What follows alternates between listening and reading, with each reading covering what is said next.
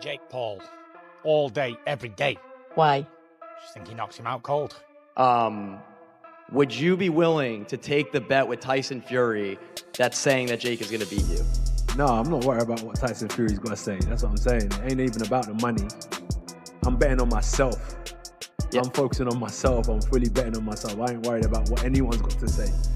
So when I'm bouncing around the ring, jabbing, weaving, and doing all of these things, I know I can pick them apart and score points and make this a very, very big contest. Reports say that Tyson Fury shocked everyone when he suddenly cut short the press meeting for Anthony Joshua versus Jake Paul. This changed the mood in the room right away. Fury gave Joshua a strong warning while cameras were rolling. He said that Jake Paul is much more dangerous than people think. He even said that Paul might be strong, disciplined, and sure of himself enough to pull off a huge upset. In fact, Fury said he would bet £1 million that Jake Paul would beat Joshua. Both fans and experts were shocked by what was said. Talk about possibly Joshua using Jake Paul as a tune-up to fight you. What are your thoughts on that? I don't know about tune-up. I think Jake Paul knocks him out. Seriously? Yeah. Why so? What impresses you about Jake Paul? I just think Jake Paul would knock AJ out. I think AJ's a spent force, and I think Jake Paul's on the rise. And I like his new heavyweight look. Bit chubby, bit bulky. I like how Jake Paul calls out the full spectrum from... Anthony Joshua was angry that Tyson Fury bet £1 million that Jake Paul would knock him out. He made it clear that Joshua is only thinking about himself and getting the job done in the ring, not side baits or nose from outside. He said the bet didn't matter and that he'd rather back himself than play or get caught up in the excitement. Joshua made it clear that he just wants to fight, get paid, and move on. He doesn't want to bet on games or make wagers. Would you be willing to take the bet with Tyson Fury that's saying that Jake is going to beat you? No, I'm not worried about what Tyson Fury's got to say. That's what I'm saying. It ain't even about the money. I'm betting on myself. Yep. I'm focusing on myself. I'm fully betting on myself. I ain't worried about what anyone's got to say. He did say he's going to put £1 million on it. Would you be willing to take that bet with Tyson Fury? Respectfully, I'm not worried about what Tyson Fury's got to say, or I'm not here for any of that betting and nonsense. I'm here to fight, and that's all it is. Once I get the job done, I'm gonna collect my check, cash it, and I'm gonna focus on the next one.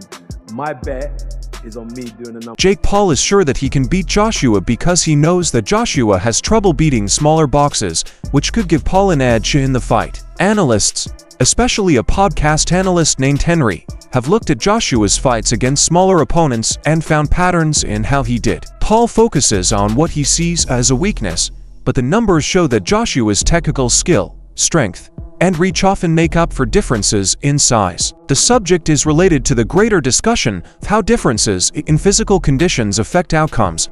Even though Paul is bragging, Joshua is a tough opponent because he is skilled and well prepared. Anthony Joshua definitely doesn't struggle, and that's against guys who are of a similar stature to him.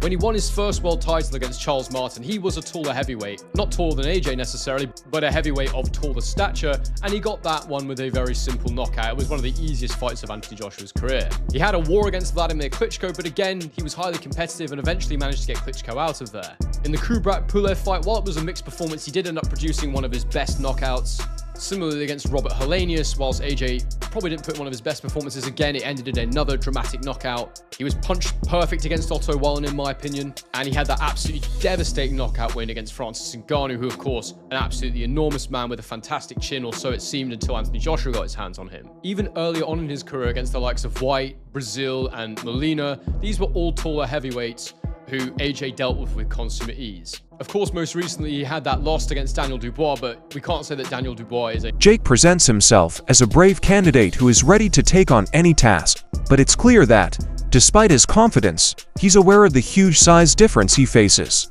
He jokes that all he had to do was look up to meet Joshua's eyes. He tries to keep up the same level of energy and confidence that he shows before every big event. He wants people to think that his confidence will help him beat a fighter who has held big belts and beaten top-level opponents. Jake says that the task is a lesson for future fighters, which means that he thinks facing someone so strong takes courage and drive.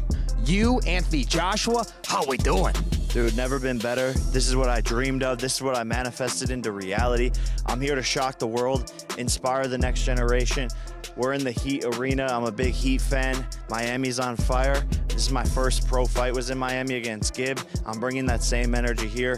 First round KO. And the Schmo interviewed you there when you fought Gibb. It was on Fight TV. We've been with you along the way. Not very many times you're looking up at a face-off. So what did you make of looking up for one of the very first times at a face-off right here? Just looking up at Daddy there and just seeing, you know, how big he is, and just my eyes were kind of going into his nipples and stuff, which I kind of liked. And then basically I was just like, whoa, he's big in that. And then, yeah, I can't believe how tall he is. Is this chain really on the line for the winner? I don't know if it's confirmed, but I mean, I'm down. But he has to put something up too. There has to be something in it for me. You say this is the biggest upset that's going to be in boxing history, right up there with 42-1 with Buster Douglas. What is the headline going to be when you knock this guy out and he's laying on the canvas?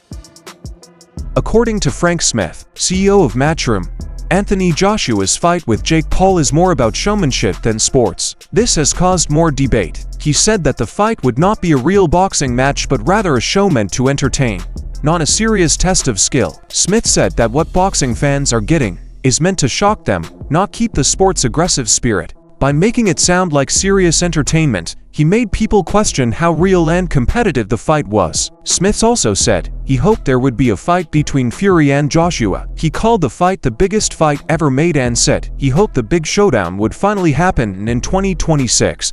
Smith also said that boxing is all talk and that not all planned fights happen. This means that even though people are excited about the idea, there are still a lot of legal and logistical problems to solve. Sorry, just to silence all the doubters here. You know, a lot of people saying this can't be real. You know, Anthony Joshua going in there, it must be an exhibition, or Anthony Joshua's going to it's going to be choreographed, and Anthony's going to carry him through a couple of rounds. I know Anthony Joshua. Just to silence all those doubters, he's going to go in there to do a job, right? It's 100% real. It's 100% real. People ask him why is it 8 rounds, not 10? Because I don't think it goes past the first round. So it's, you know, regardless, it's quite irrelevant. I think he steps across the ring and knocks him out. You know, but we're in for a bit of fun and everyone's going to be tuning in. It might not be fun for Jake Paul. I mean, it's serious entertainment, is it? Yeah, 100%. You know, look, I agree with you. I accept Jake Paul is absolutely mental for doing this, and I don't think he quite realises. I think he's got people around him who actually are saying, you know, Anthony Joshua's chinny. He said it in interviews. It's quite wild, but you know, if that's the world he wants to live in, he'll find out on December 19th. And Frank, to finish with, the plan is still sometime in 2026, AJ against Tyson Fury. And Turki Al-Sheikh's working on that, is he? That's the fight we want to make. That's the fight we want to see. Look, we're all guilty of doing a lot of talking over the years and that not happening. So I don't want to talk too much, but that is definitely what we want to see in 2026. Joe Rogan thinks the meeting is very dangerous and has called it one of the craziest ideas for a fight in recent memory. He talks about how big, strong, and experienced Joshua is and how that makes him a very real threat to Paul, who is a former champion with Olympic experience and a history of knockouts. Rogan doesn't agree that any unique features of the contract will lower Joshua's risk. He says that these protections won't take away from his power or skill. Rogan told Jake Paul that he should watch what Anthony Joshua did to Francis Ngannou. He used Joshua's knockout of Ngannou as an example of how dangerous Joshua can be. Rogan says that Ngannou's poor performance should teach Paul a lesson. It's not just a job to get into the ring with Joshua. Things could go badly. Paul Anthony Joshua. Boy. Well, realistically, it's one of the craziest propositions of all time. You take a guy who just had a boxing match that looks like a sparring match with a 58-year-old Mike Tyson, and then you're gonna fight one of the absolute scariest knockout artists in the heavyweight division. Maybe we should watch the Francis Ngannou fight so you could see. Let's watch that real quick, just so you can see what Anthony Joshua is capable if he's fighting someone that's not in his league.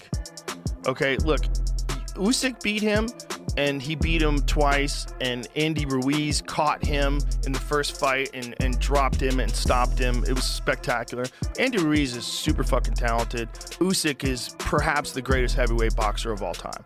Maybe one of the greatest of all time in any weight class. Usyk, you know, and Usyk beat him, and he beat him twice. But Francis Ngannou is coming off of this fight with, like, go a little bit before that so we can see this happen. Watch this. Highlights, we can't watch the whole fight. So he drops him with a right hand early. And this is like 2 minutes into the first round. And Francis gets up, he survives. And then Joshua, check out this combination he hits him with. I mean, dude, the speed that he hits him with this, he's so dangerous, man. It's like you're dealing with a guy who's an Olympic gold medalist, and he's enormous, and he's got vicious knockout power, and he's got immense amount of experience at world-class levels. Just think about what we said earlier. Fought Usyk twice, fought Andy Ruiz. Brendan Schaub and Brian Callen have recently said they are very worried about Jake Paul's mental state before his fight with Anthony Joshua. They say Paul's carefree cockiness and bold calls for help may show that he doesn't know how dangerous Joshua really is. They say Paul could be seriously wrong about how dangerous the threat is. His lack of knowledge combined with the sharp rise in competition could be very bad. Others praise Paul's daring, but Schaub and Callen think this fight needs respect, discipline, and an honest look at the risks that Paul may not be taking into account. A number of experts say that Jake Paul has a good chance of taking out Anthony Joshua in their fight. Sparring, getting hit, that you just know. You're talking about Olympic gold medalists. I don't think people understand how good Anthony Joshua is. They see him against Usyk or they see him against, Ruiz, and they're like, oh, he lost.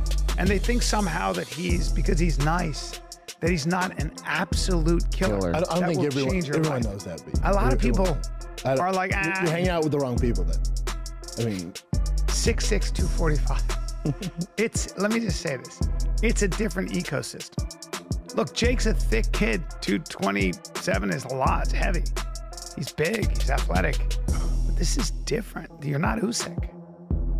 You ain't Usyk. Jesus. You're talking about a very different athlete. Do you want me to go now? Please. With all your rambling here? Please. Dude, first of all,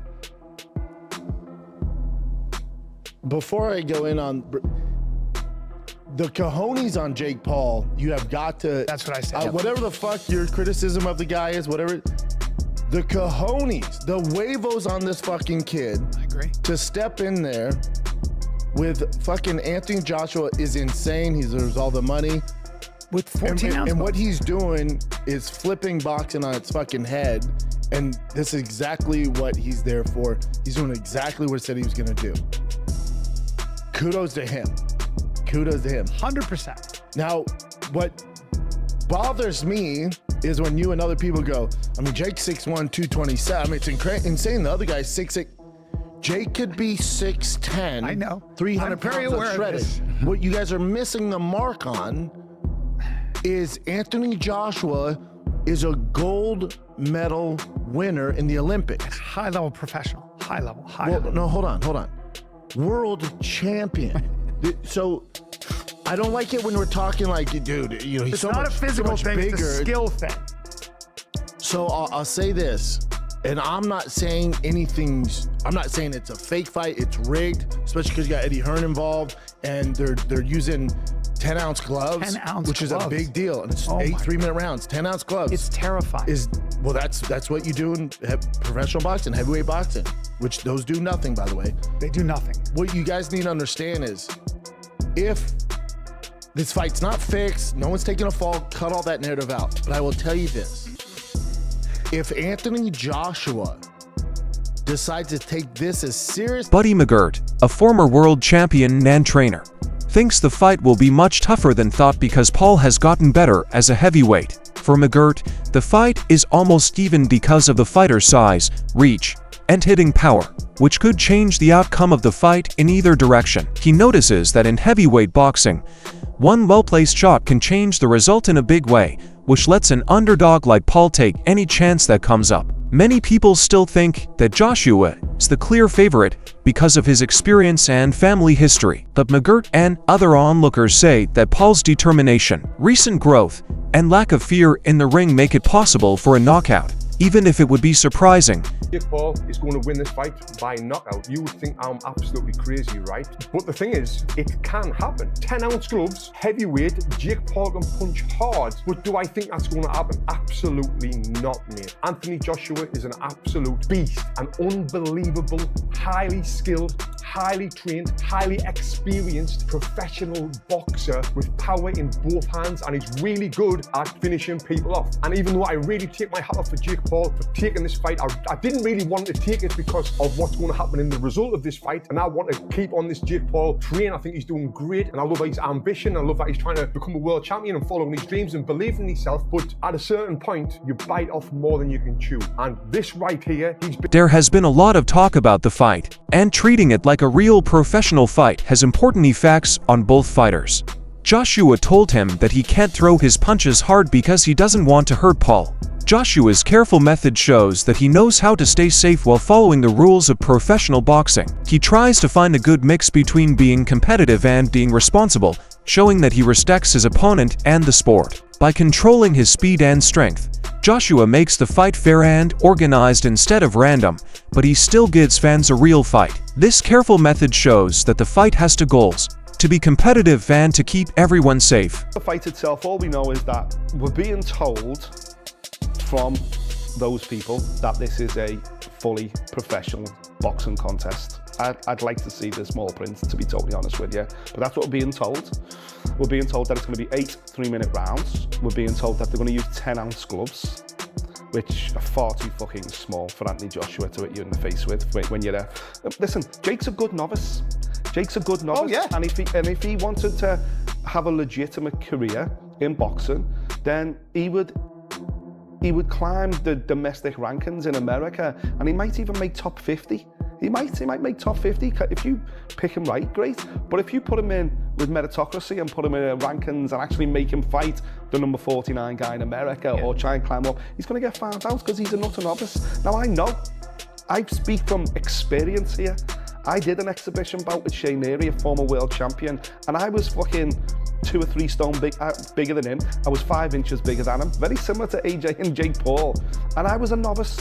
I'd boxed, sparred and moved around my whole life, but I'd never been in a competitive fight. And we did it for charity, and we did 3 rounds, and at the end of it, I realised, and I knew it going in, that Shane Neary controlled pretty much every second of those 3 minutes. Pretty much every second he controlled. He put the pressure on me in 1 round, he hit me with the body shot in the 2nd round, and he caught everything I threw at him in the 3rd round when he said, go on, try and knock me out. Caught everything. And, you know, in a similar vein, Anthony Joshua controls every second of this. Aries Spears caused a stir recently when she said that the match would be rigged if Jake Paul beats Anthony Joshua. Spears says Joshua, a well-known heavyweight with a professional background, is a whole different level from Paul's opponent so far. Spears thinks that a Paul upset would be more of a questionable result than a real sporting one because of the huge difference in skill and fame. His point of view adds to the discussion about whether celebrity-style boxing matches can ever really match the fierce spirit of real heavyweight fights. I was supposed to fight Gervonta. Now he's fighting, what's his name? Anthony Joshua. Anthony Joshua, yeah. Anthony Joshua. He gonna get mopped. According to betonline.ag, Anthony Joshua has minus 2,000 odds. That means you'd have to bet $2,000 to win $100. If you think that Jake's gonna, what's his name? Yeah, if you bet on Anthony Joshua to win, yes, you'd have to bet 2,000 to get back 100. Yeah. Now, if you put your money on Jake Paul, he's plus 800. That means that if you bet $100 on him and he wins, you get 800 back. Let me tell you something.